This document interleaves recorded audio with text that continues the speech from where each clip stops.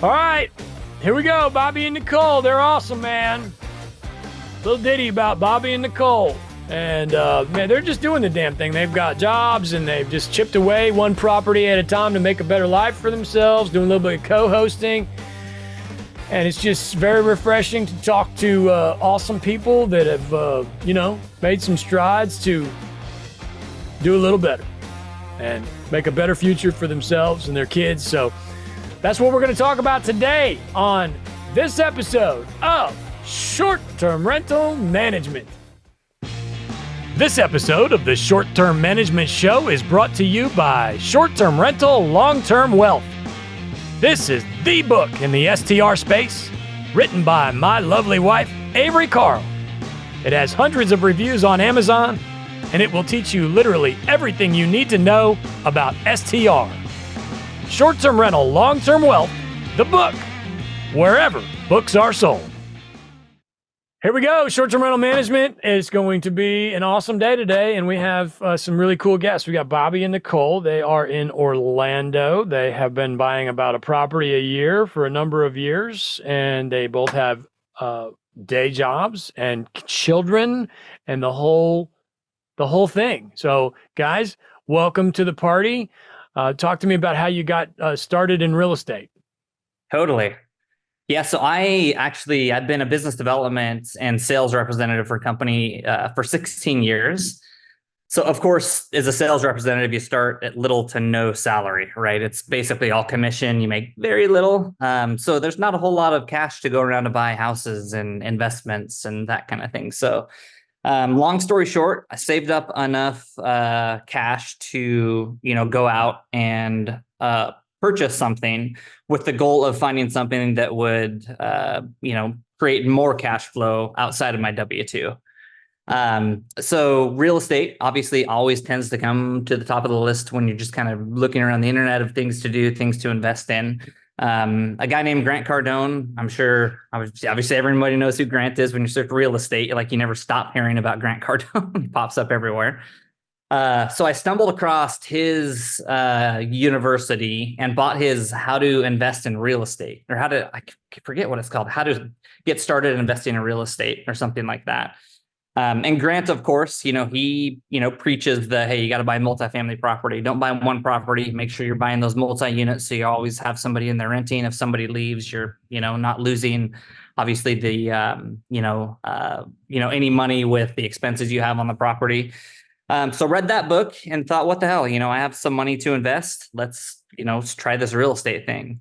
So I know a realtor from a CrossFit gym that we frequent on a regular basis. So reached out to her, said, hey, this is what I'm interested in. Do you know anybody, or do you guys, specialize in, those type of investments?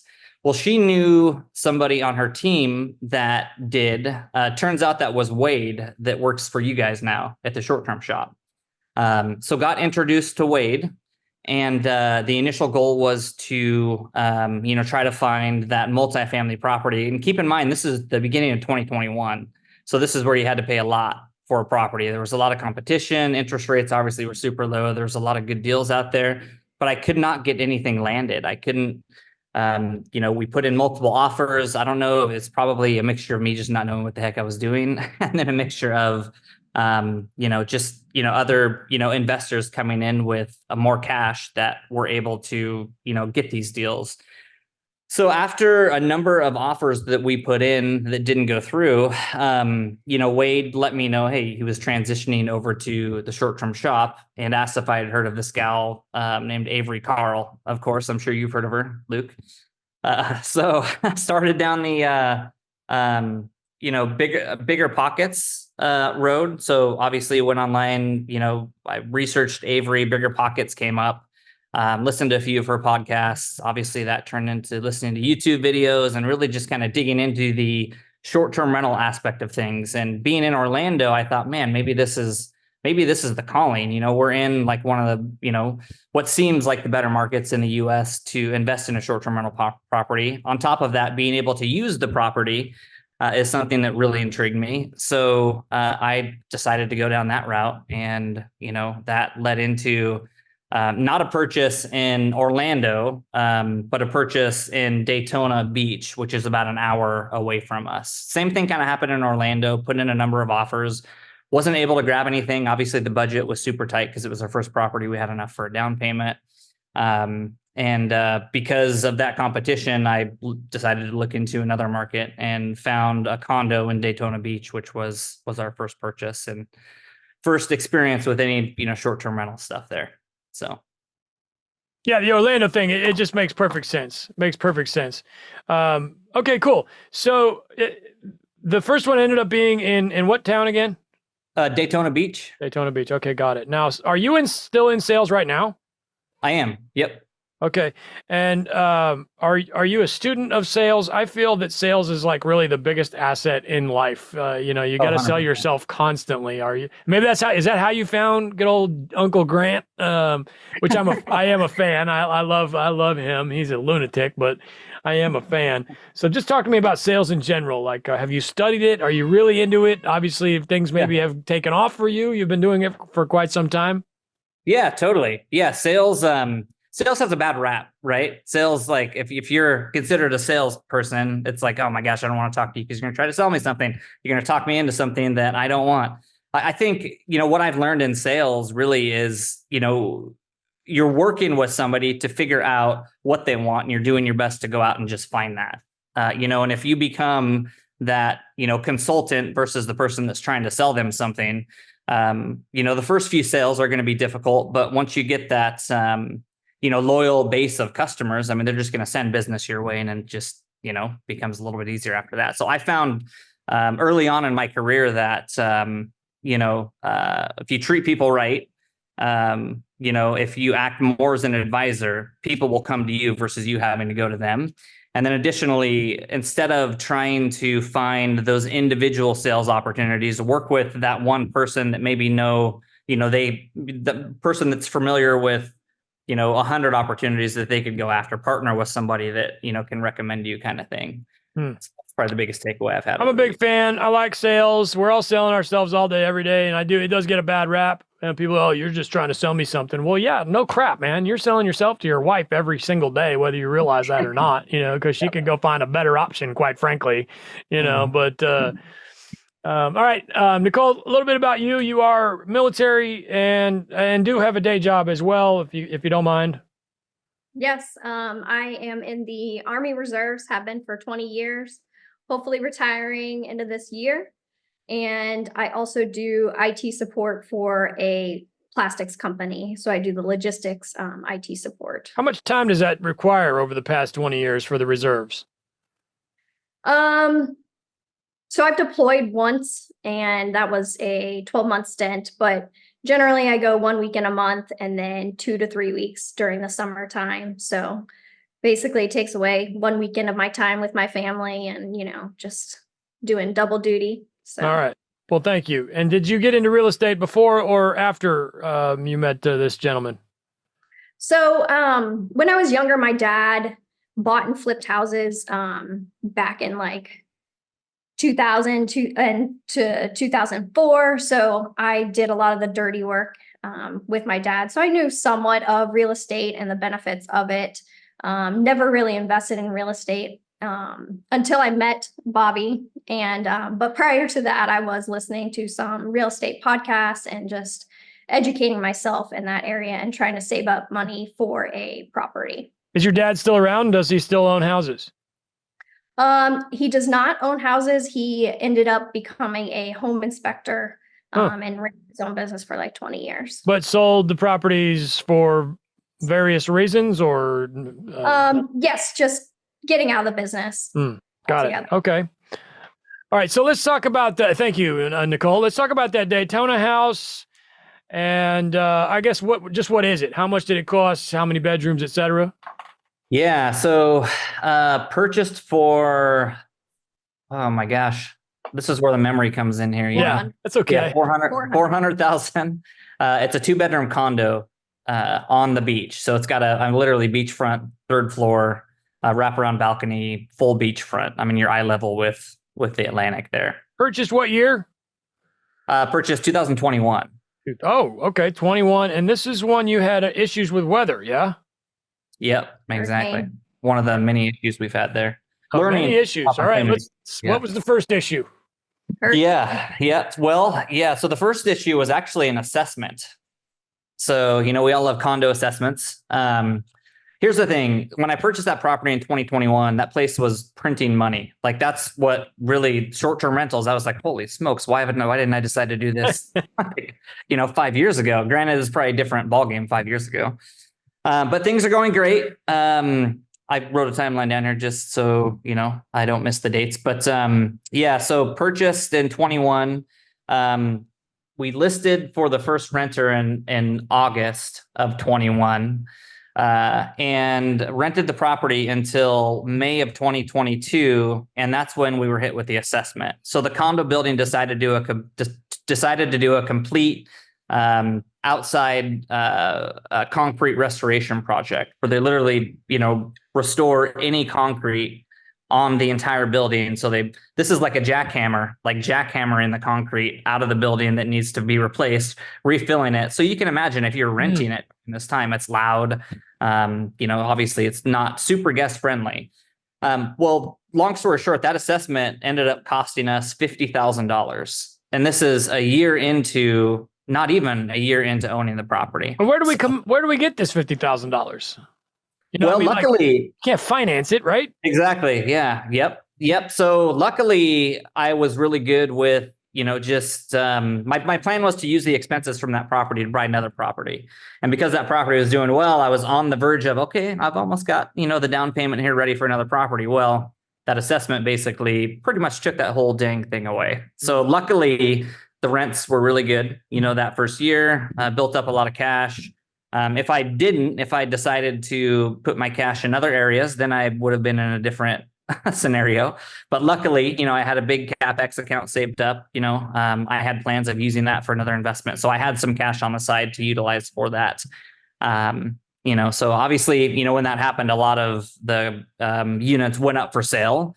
There's an element of, return on investment for that property for me. But additionally, it's an hour away from our house, beachfront, right? So if we want to go to the beach, we can pack the kids up and literally just go to the beach for the weekend. So there is like a personal use element of value, that I kind of had, and forecasting what the property was going to do based on what it did the initial 12 months made sense to just write it out. Obviously it would take some time to recoup that investment, but I'd get that back. And then, obviously it would continue to cash flow as kind of time went on. So it made sense to keep it in my mind anyway. What makes you, why do you think it did so well? Were you the only guy self-managing in that building? Do you think, you were just setting yourself off by not sucking at management, or were there other elements? Yeah. So I think part of that for sure. So that building is a majority of vacation rental management companies, the larger vacation rental management companies, owners that have owned those buildings for years and years, and they, maybe they just have it listed on Vrbo or something. Airbnb really isn't even a factor. Listings are not good. Photos are not good. So absolutely, I think, when we, purchased that property, obviously we had the ability to do the Management Monday thing. And hold on, what's Management Monday? Yeah, I think there's a guy named Luke that puts this on. I forget, but no, but just for anybody that doesn't know, what was your perception of Management Monday? Totally. Yeah. So you purchase property as a short-term shop. You have the ability to attend a Management Monday course, as many Management Monday courses as you want to attend. And Luke will basically walk you through from the A to Z, how to run and operate a short-term management company. So there you go. Yeah. So we do that. We teach this. You're never going to believe it. Every Monday at the shop, we have this class, and we've been doing it for years. And actually, back in the day, I used to do it on the phone before anybody knew what Zoom was. And that's cool. You came to Management Monday, and this is not a story that's all that unheard of, especially in condos where, I mean, let's be real. Okay. Because I don't want to make it sound like this is some California gold rush here. Let's be real. Most people that can afford, in the grand scheme of the world, can afford a $500,000 2-bedroom condo probably don't want to deal with toilets and guests and nonsense, because they're very busy people and they have, maybe their doctors, etc. And so what you're talking about here is not all that uncommon. And I think it will, for the most part, probably remain not all that uncommon, where the entire building is property managed and you were able to come in there and take the lion's share. Like you're probably getting booked before any other unit in that building. Would you say that that's fair? Yep, totally. Yeah, if you look at all the listings and the quality and the photos, the biggest takeaway I got from you guys at the short-term shop really was to not take it too seriously. When I purchased that property, at the last minute, I almost hired a property management company because I was getting cold feet. It was like, well, can I really, we're working W-2 jobs. We've got a family. It's, all these things go through your head. But, when you dumb it down, it's really not that incredibly difficult as long as you stay on top of it. But, yeah, man, I think that's just it. It's just, constant, evaluation of, how far out booked I am with the property, the pricing, constantly changing the photos, stuff like pictures. Yeah. Your competition probably has terrible photos. Oh yeah. iPhone photos all over. Yeah. Just totally. the old school enemy method is all it is. And this is very common in condo buildings, so if occasionally you get people that'll crap on condos, and I'll be honest, I'm not a massive fan, but it's just a personal thing for me. I want a little space. I want a little breathing room in my life just for something that I'm going to stay in. I would definitely stay in a condo though, but they're not necessarily my favorite. But I'm telling you, if you're crapping on condos, listen to this. It's very common to go in there and just clean house because everybody else stinks at it, So has there been any pushback at all from the HOA? Are other people saying, how come this guy's self-managing? Have you had other have you had it? Well, let me ask you that question. Let's go with that one first. Any pushback from the HOA? Oh, no. Pushback, you mean on self-managing it myself? Yeah, like you can't do this kind of crap. Don't crap on my lawn. No, not at all. Not at all. Okay, great. No. Have the neighbors taken notice and said, I've noticed you're very booked. Would you mind telling me how you did that? Has it catching on in any way or not really?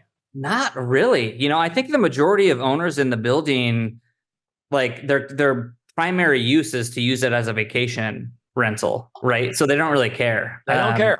Yeah, there are residents there, of course. So there are some that live in the property, but majority of them have owned it for a number of years, and it's just their second home. So there's a good amount of residents within the building as well. And it's also one of the condos in that area that does have a 7-day limit. A lot of the condos are 30 days. So that also helps with booking. I see. And you have to rent it for a minimum of 7 days? Yep. Correct. Most of the other ones in Daytona Beach are 30 days. Okay.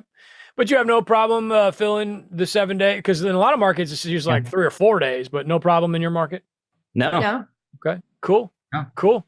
So the assessment happened before, I don't want to give it away, but the weather incident, or correct simultaneously? It was before. No, before. Yeah. So, so that happened, let's see, May of 2022. And then it was Hurricane Ian in 2022 in October.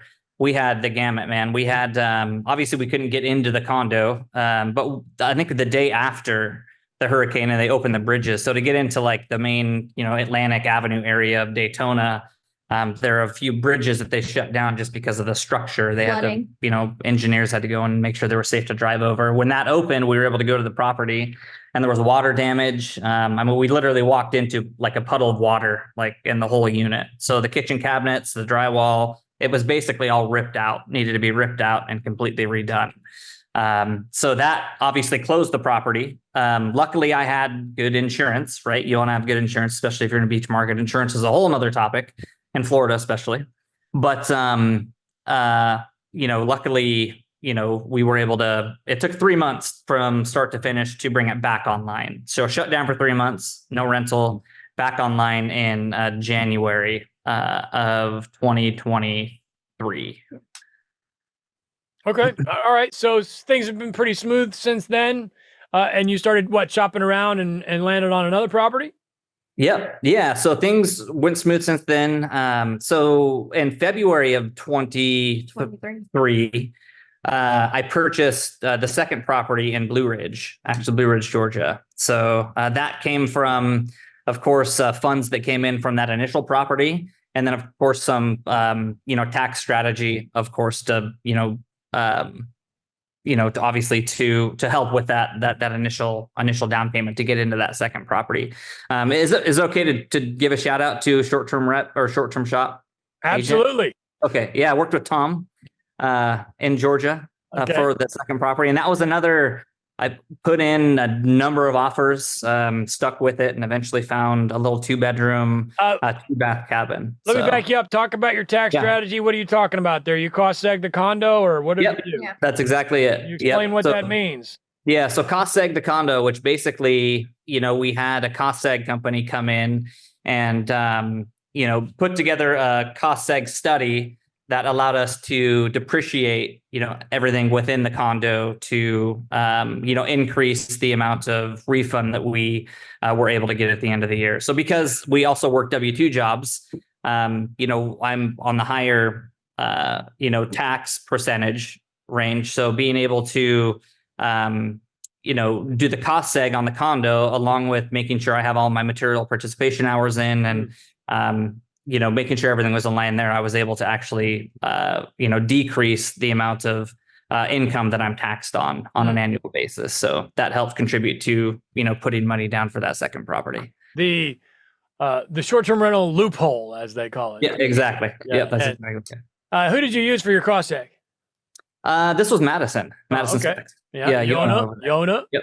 Exactly. Wonderful. Okay, cool. So we came over to Blue Ridge. Now we love Blue Ridge at the shop. We're huge fans. We operate there, and but we do occasionally hear people, saying some negative things about it. So how did you navigate that? I'm sure you heard these negative things, and I don't personally own there, so I've had in the past where I've purchased in markets where people were saying things about the properties not being able to make money, but I had one there and I could say, well, mine's making some damn money, so I don't know what you're doing wrong.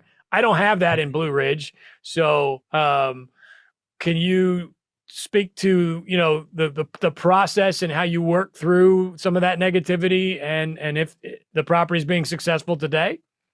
Yeah. I didn't really pay a lot of attention to any of the negativity. I ran the numbers. The numbers worked. I had the down payment. It fit within my budget. So I bought the property, right? Keep in mind, this is our second property. So, we're not, pros at this yet, right? There's still a lot of learning that we can do to make sure we're buying the right deals and, the deals that are going to cash flow the absolute most. Could I have bought a better deal? Yes. Is this a bad deal? No. Are we making money on this? Absolutely.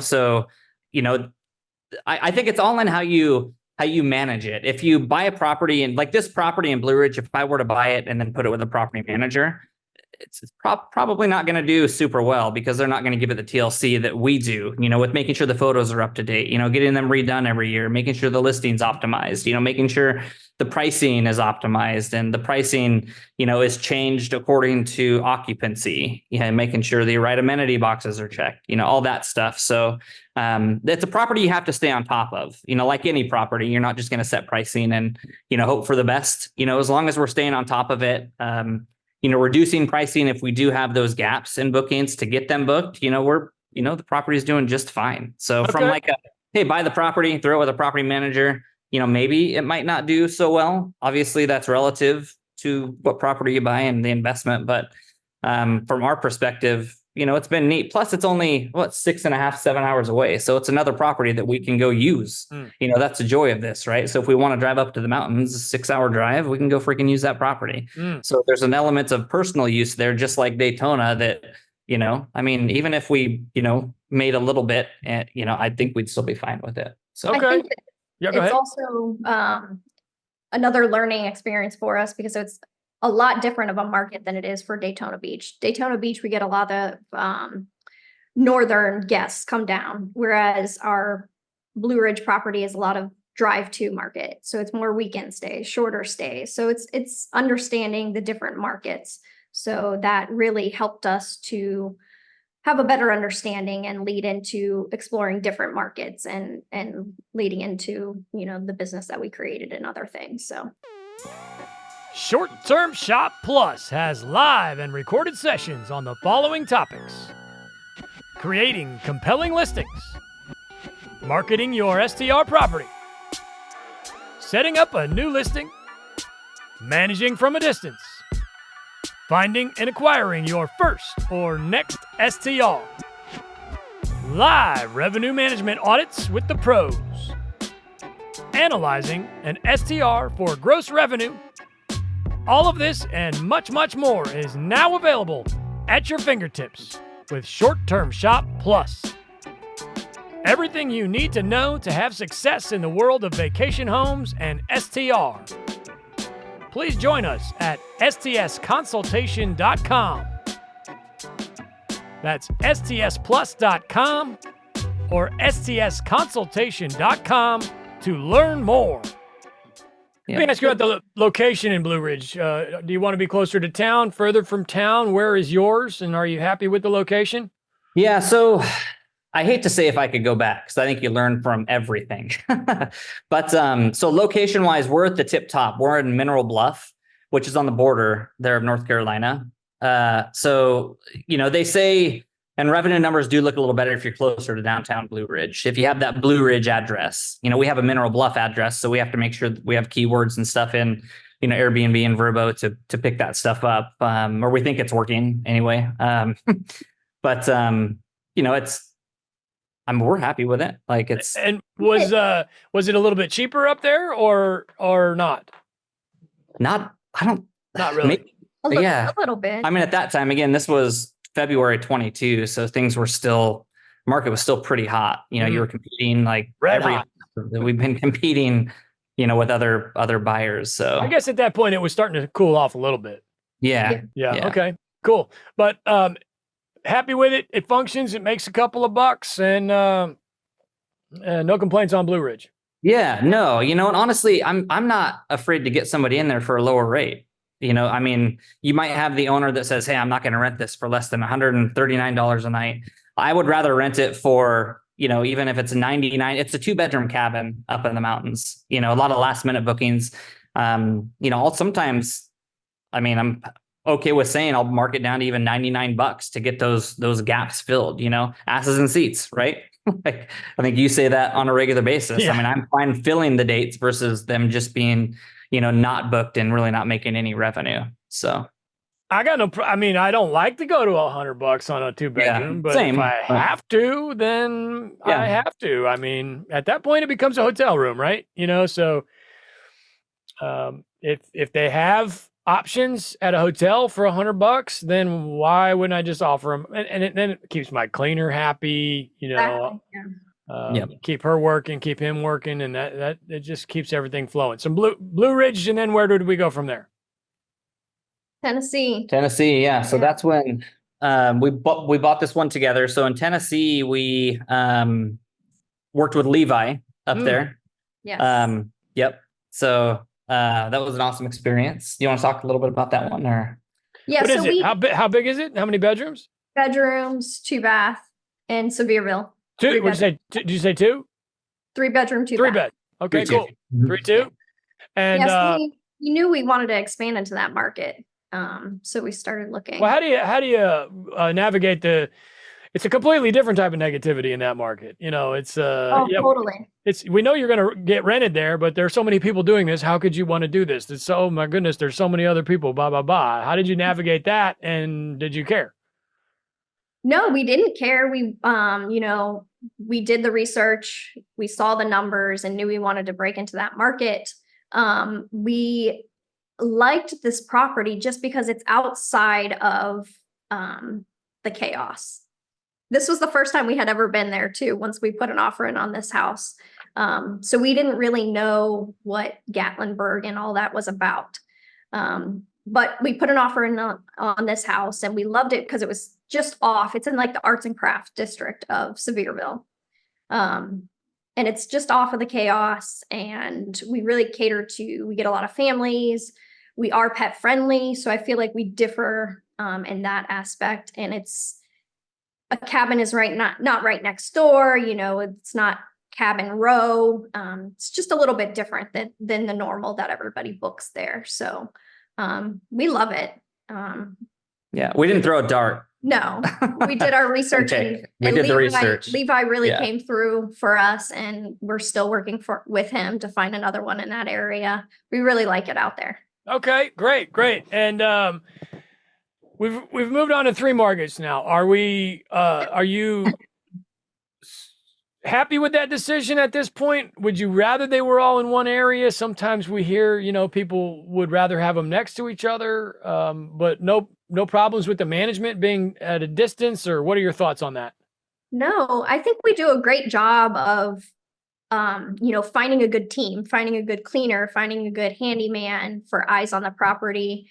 We try to do our best to make it out there, once or twice a year to do maintenance, just see how things are going. And it also helps us to, service other owners, other guests and things like that. Just having different knowledge in different markets. Yeah. So we love it. I'm not sure we would treat a house any different if it was 30 minutes away or 8 hours away in the way we run it, could we drive out there, right? If something happens and, it's a simple fix, you got to put a new door on a property or I don't know, something dumb like that. Right. But, we'll generally just call somebody to make that happen. So whether it's here, we don't have the time. Even if we were 3 minutes down the road, I don't think it's worth our time and money. We really have to outsource and have a great team built to rely upon. And I think we're really good at strategizing with that. So it's paid off. And you've taken on some other folks' properties at this point. You're co-hosting. Tell me a little bit about that. Totally. Yeah. So, after purchasing this Smokies property, it's, we were on obviously the trajectory to buy a property per year. We really wanted to see what we could do to speed that up. It's expensive to buy houses, obviously, right? So, we thought, hey, let's look into this co-hosting gig to see if we can help some other owners that, want to invest in these properties and make money. There are also a lot of owners that are using larger property management companies that really are not doing as good as they should. So that was a motivator as well. We, saw the clear difference is if you're self-managing or you're working with a large property manager, the revenue numbers don't even compare. So we thought, we would start the co-hosting side of things. So opened up a little co-hosting business. We co-host for 7 additional properties now. So we have 10 short-term rentals as a whole in management. And those 7 properties, not to throw more markets in there, but we've got Florida, Georgia, Tennessee. We also have some in Oregon, believe it or not, which is like completely the opposite direction. I'm from the Oregon coast. So we go there to visit family on somewhat of a regular basis. So it, made sense for us to pick up some over there as well. So any interest in going full on property manager with it, or you just like the side gig co-host thing? Eventually we would like it. Yeah. The term property manager, having a brokerage and licenses and the whole thing. Right. Exactly. Maybe eventually, you never say never, but we're comfortable kind of what we're doing right now. The goal is to continue to produce that cash flow to buy properties, investment properties that we can use wherever we want to go. So it's not like we want to take over the world of property management. We're looking to just increase our cash flow a bit so we, can, obviously scale from that buying 1 property a year to maybe 2 or 3. We have 3 properties, but they're just getting to a place to where those properties are going to continue to buy other properties. And we just want to kind of, accelerate that. Accelerate that a bit. So at managing 10, do you feel like you're at your capacity as far as other people's, or would you be interested in taking more on? Absolutely. Yeah. I think we're getting to our threshold of, what the 2 of us can handle, especially having, our full-time jobs. But we're definitely looking to expand and, positioning ourselves to grow. Yeah. What property management software are we using? Hospitable. Oh, very simple. Nice. And they just came out with their new financials after all these years, finally, and made our lives a lot easier. Yeah. Okay, great. And so just the 3 properties that you own, or is there, do we have plans for a 4th? Is there a 4th? Yeah. Yep. We're looking right now. We're putting in offers and. Oh, great. Yeah. What are your thoughts on shopping in this market? It's less competitive. Fall 2024. It's weird, right? So what is it like out there making offers in this market? So it's a lot less competitive, right? I kind of enjoy it a bit more aside from the interest rates. Obviously, nobody likes the interest rates right now. but you're not competing with 10 buyers to purchase a property. So I think this is more of an opportunity for buyers to get something at a decent price point, and then to maybe refinance when the rates go down, if they ever go down a generous amount. But you're talking to a guy that put in like multiple offers for a number of years and only landed like 2 properties the first 2 years, so I kind of enjoy this, like, hey, that property looks great. Nobody's looking at it. It's been on the market for 90 days. Let's go see, how willing they are to work with what offer we give them. Okay, hold on. So what's the strategy on the purchase? Are you always looking right now, at least in this right now today, for something that's been on the market for several months, or what's this, the buy box? Yeah. So the buy box, so something that's been on the market for a number of months. I mean, that, those are the opportunity, listings, I think. Right. So for us, do you mean buy box in terms of like a price point, or? No, I mean like determining which one to make an offer on, because you're seeing there's more listings right now than we've had in a number of years. I mean, many years, right? So like, how do you know which one is worth throwing offers at? Or are you just throwing offers at all of them and then trying to find out which seller actually wants to sell? All of them. I mean, we looked at one that had just come on the market and we wanted to put an offer in. So, I mean, it doesn't matter whether it just comes on the market or it's been on the market. I think we're just having to expand our, maybe looking at ones that possibly need more work than we originally purchased, that were ready to go on the market. So it's just opening up what we're willing to do, I guess. Yeah. Yeah. So it's something, obviously we're running the numbers on the properties. If we find something that, has good cash on cash, I mean, at that point, it's cash on cash is relative, right? Somebody's cash on cash expectation may be different than the other guys, but, if the numbers make sense and we can get it for, a good deal, it's something that we like, that we could potentially use as well. I think that's something that motivates us. So that's kind of, what we're looking at when purchasing our 4th right now. So. Are you finding that there are slightly better deals right now than 2 years ago, or not? Seems like it. It seems like it. The number is still a little more difficult to get to work at times because of interest rates, but they're still out there. So, I'm definitely finding, properties at, better price points now than they were, 1-2 years ago. Yes, it's a weird market, but you are certainly correct about not having any competition. There's, very few buyers right now, which seems to me like the perfect time to buy, Yeah. But for whatever reason, they're not buying. And yeah, throw a bunch of offers, see which that's where I'm at with it. I had one recently that the dude, this was a long term, and he called my agent. She was managing it previously, or I don't even know. And he wanted to sell it, and he was hurting, and he was like a regular dude. He was like a chef or something in a kitchen. And it was the only house he owned, and he was hurting for money and something like that. And anyway, it ended up being like 4 months of back and forth. And I think he was trying to decide if he wanted to like fix it up and list it or not. And then eventually cause I just like, here's my number. I'm not changing this number, period. I just can't. I will not make any money on it if I do any more than this. Is the best I can do.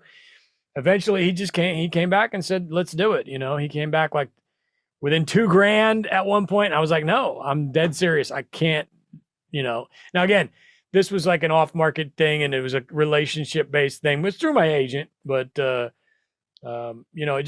whatever reason, it did work out. And that's not, I guess my point is that would never have happened 3 years ago. No way in hell that story would even have existed 2-3 years ago.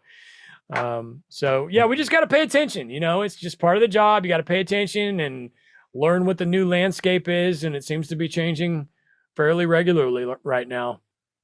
All right, yeah. Cool. So what's the future? We want some more co-hosts. Are we planning to keep the day jobs? Are we happy there? Yeah. I mean, ultimate goal, if we didn't have to work our day jobs, obviously we really enjoy the short-term and vacation rental side of things. Obviously we're co-hosting. If we didn't like it, we wouldn't be doing this for other people. So eventually to leave our W-2s and do this, yeah, that would be absolutely amazing. But like, you need, if you have a job, it's a little bit, more simple to purchase property. So we'll probably keep it for as long as we need to. That's kind of where I'm at. But. Yeah. Just grow and continue to work our regular jobs and, fill our plates up even more, Well, I'm proud of you guys. I'm super proud of you. You're working hard. It's not easy to do any of this stuff that you're doing. So congratulations in trying to make a difference in your lives. And if there's anything we can do to help with that, we're happy to do that. Do you have a book suggestion for us? Something maybe you've read recently or something that really changed the way you think about the world? You want to go first in that one? 6 books would be fine. You don't have to give just one.